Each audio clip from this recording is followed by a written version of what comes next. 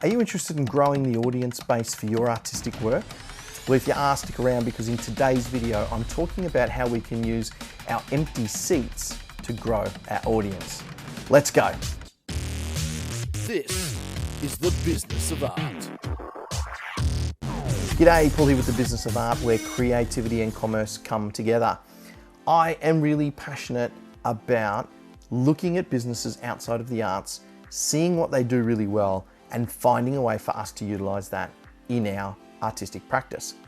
And so today I want to talk about something that I've seen that I think we can really utilize to help us grow our audience. As artists, I think that we are generally really bad at what other businesses would call lead generation and lead nurturing, which is finding the people that want to buy our product and bringing them in to be able to purchase that. We are very focused on creating the work and then trying to find an audience, and by then it's generally too late.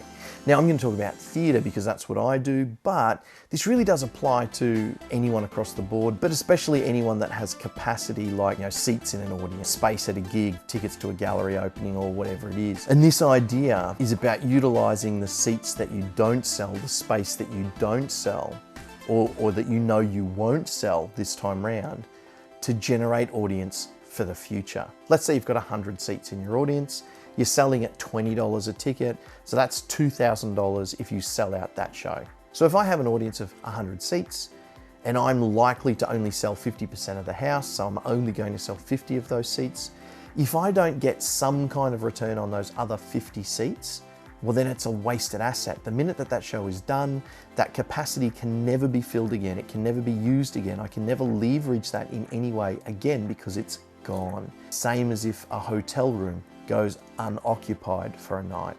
That night is gone. The ability to make money out of that opportunity is gone.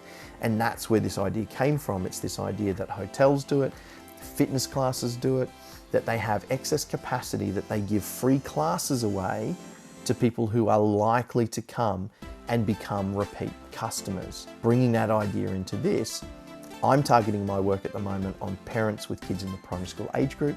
So if I can get those 50 unsold tickets into the hands of a parent with a kid in primary school, I'm going to have a far better chance of those people becoming a repeat customer and getting a good lifetime value. So the question becomes, how do I get the tickets into the hands of those people?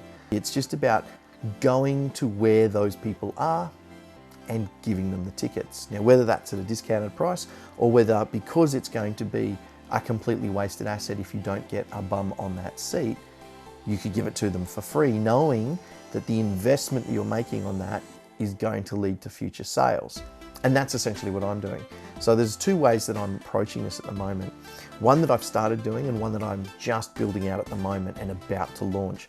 So the first thing that I'm doing is I have an offer where somebody can sign up and get a free ticket to one of my shows. It has no expiry date, so they can use it whenever it suits them. And that idea being that essentially by them opting in to take that free ticket, I already know that they are someone that is interested in the work that we're creating. Now, they might not be a ticket purchaser yet, but I've given them a friction-free option to come in and become part of my network. So now I at least have an invisible prospect turned into a visible prospect, someone that I know is interested in the work. And then it's up to me to nurture them to the point where they are interested enough that they buy. And that's not done in a sleazy way. That's just purely through regular communication, generally over email and social media. The other thing that I'm building out at the moment is finding complementary businesses. So businesses that are serving that same target market. So for me, that's businesses that already serve parents with kids in primary school. So that could be kids' clothing stores, it could be toy stores, it could be school supplies, that sort of thing. So anyone that's P&C committees, that's another one that I'm looking at. So I'm finding complementary businesses that are already serving that same audience that I'm looking to pursue, and going to them and basically offering the opportunity for them to give their customers a free ticket as though they've brokered that deal.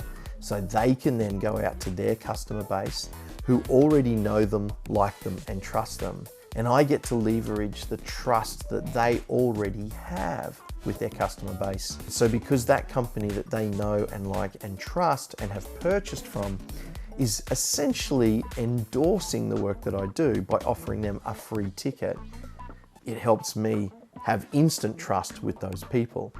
And then I just have to deliver on that and maintain that trust. So they're two things that I'm doing to help try and use this unused capacity to grow future audience, and hopefully much faster than it would take me running Facebook ads and trying to get word out, running mailing campaigns, all that kind of stuff. Basically by offering this frictionless ability to come in and see and experience the work that we do and then decide if they want to come back, I think is a much better approach. It's certainly not sleazy and salesy, which I like.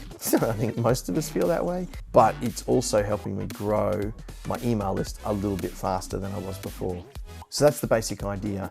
Consider the unfilled capacity as an asset that is completely going to waste if you don't do something with it.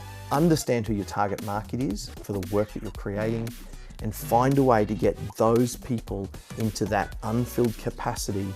Even if it's for free, you've got to decide what the value of that's got to be for you, but hone in on that target market, get them into that unfilled capacity so that you can maximize the opportunity to grow your audience for the next work and the next work and the next work after that.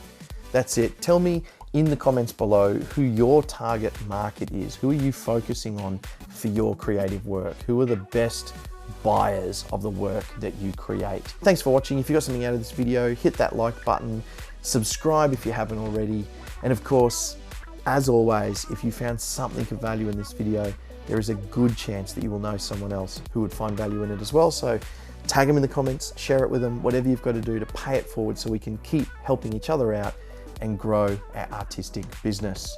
Thanks very much. See you next time.